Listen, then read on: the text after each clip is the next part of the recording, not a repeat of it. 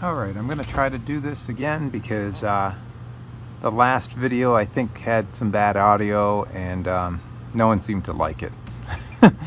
I'm not a high-tech YouTube person, so I'll just go through this as much as I can and explain what I got here. So I've got a Worx Landroid WR150. It's the one that does a half acre. I got it for $700 on the 4th of July with a sale. Normally it's like $1,200, so I thought I got a good deal. Took me about 4 hours laying the line to do the whole house, and I have 4 zones and 2 areas with a 20-degree angle incline. This has been about a week since I've had this, and it's been doing a pretty good job. I've been happy with it. Surprisingly, it hits all the areas it's supposed to. I'm going to show you one area that's unique up here, and then I'm going to show you the 2 angles where it's an incline, because I think those are probably the biggest questions.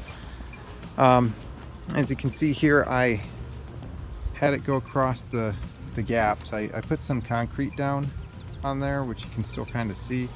So these 2 lines prevent it from going into zone 3.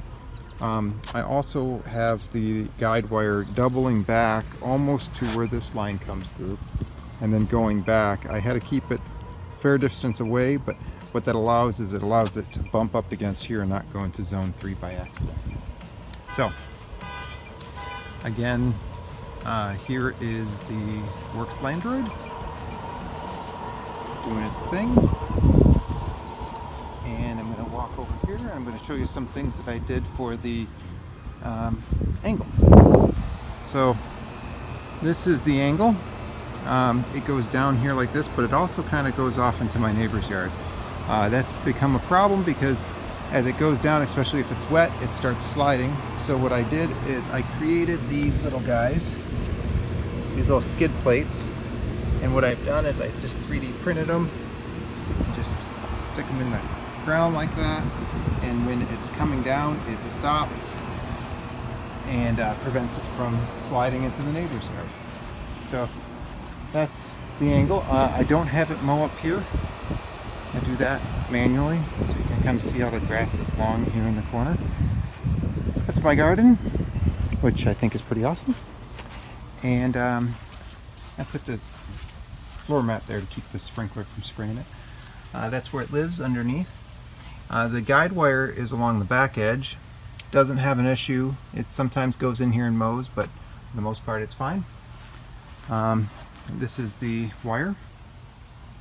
I have it go behind the edge of the siding, up, over, up, down, and down. So that's going just great there. I don't have it mowing this area here because I didn't want it to have a billiard ball effect and get stuck with all these posts. So I still mow that square under there. Overall, I think mowing takes me about 5 minutes now.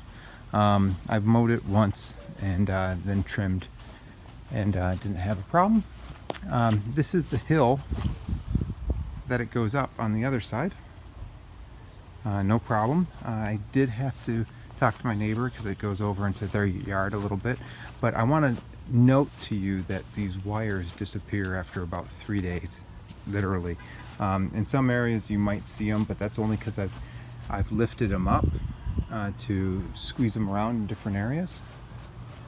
There is my lawnmower. I call him Larry the lawnmower. And then I have him do this area, and this whole area is zone 4. That's it for now. I have 3D printed skid plates available, and on Thingiverse, and also stakes. Actually, I don't have the skid plates yet. I'm going to put those on. Haven't decided if I'm going to modify the wheel or not. So I don't know. If anyone has any suggestions on this thing, after a week, I'm pretty happy. We'll see how this thing lasts over the next couple seasons. Bye.